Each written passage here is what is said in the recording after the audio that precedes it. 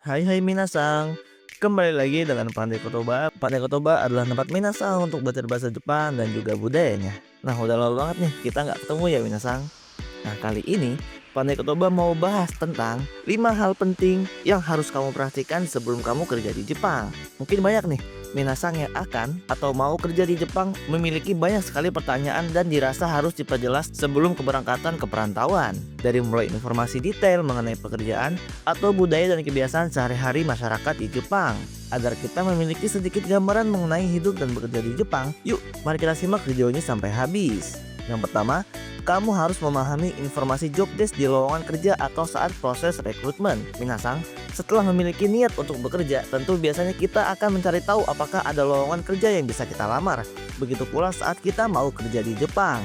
Tentu saja, karena ada perbedaan bahasa dan budaya akan sangat mempengaruhi tampilan format informasi yang ditampilkan dalam informasi lowongan kerja di Jepang yang dirilis tentunya oleh perusahaan Jepang terkait. Baik untuk minasang yang baru akan melamar pekerjaan ataupun minasang yang sudah lulus interview, wajib banget nih untuk memahami informasi dari lowongan kerja yang tersedia tersebut, khususnya mengenai penjelasan tugas yang akan dilakukan nantinya.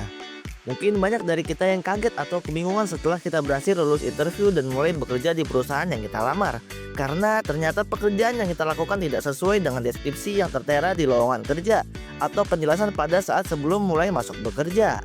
Oleh karena itu, pastikan banget nih minasang sudah benar-benar memahami informasi tersebut dengan baik. Dan jangan lupa, jangan malu-malu dan jangan ragu untuk selalu bertanya kepada pihak terkait apabila dirasa masih belum terlalu memahami informasi-informasi terkait.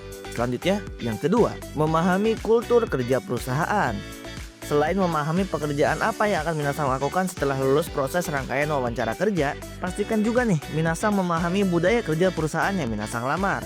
Lakukanlah Kijō Kenkyu atau menganalisa perusahaan yang minasang lamar dengan cermat. Minasang bisa mempelajari hal-hal mengenai perusahaan tersebut melalui website mereka. Pahami dari mulai bidang industrinya, kebijakan perusahaannya, visi dan misinya, hingga kegiatan perusahaan yang biasanya mereka publikasikan dalam website tersebut. Mungkin minasang akan sedikit kesulitan nih, karena website perusahaan yang bisa saja tidak menyediakan versi bahasa Inggrisnya. Maka dari itu nih, minasang perlu banget cermat dalam membacanya. Yang ketiga, mau kerja di Jepang sama dengan terus berusaha untuk meningkatkan skill berbahasa Jepang.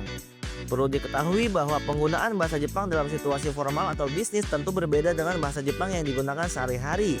Buat minasang yang mau kerja di Jepang, paling tidak harus dapat memastikan sudah membekali diri dengan bahasa Jepang bentuk keigo atau bentuk sopan. Langkah selanjutnya juga, cocokkan bidang kerja dari pekerjaan yang akan minasang jalankan dengan kosakata bidang khusus atau senmong yogo yang digunakan dalam bidang tersebut. Misalkan nih, membekali diri dengan mengingat kosakata bidang khusus kesehatan, manufaktur, perbankan, perpajakan, peternakan, pariwisata, hingga bidang retail. Minasang bisa membuat list atau tabel kamus khusus dengan format dan desain yang paling sesuai dengan selera minasang. Hal ini bisa banget membantu minasang lebih cepat mengingat kosakata dengan baik. Yang keempat, memastikan seluruh kelengkapan dokumen legal untuk bekerja. Buat minasang yang mau atau akan kerja di Jepang, pastikan dulu nih dokumen kelengkapan identitas dari mulai visa, paspor, bahkan hingga akta kelahiran, kartu keluarga, dan juga buku rekening Bank Indonesia bisa minasang siapkan untuk dibawa tinggal bersama di Jepang untuk bekerja. Kadangkala memang ada beberapa situasi administrasi yang mengharuskan minasang melengkapi dokumen identitas yang mungkin sebelumnya tidak terpikirkan untuk minasang bawa juga ke Jepang. Untuk itu pertimbangkan ya secara cermat dokumen atau barang apa saja yang mesti minasang bawa ke Jepang. Yang terakhir, mempelajari etika kerja orang Jepang. Bekerja di Jepang sama dengan hidup berdampingan atau hidup bersama dengan masyarakatnya.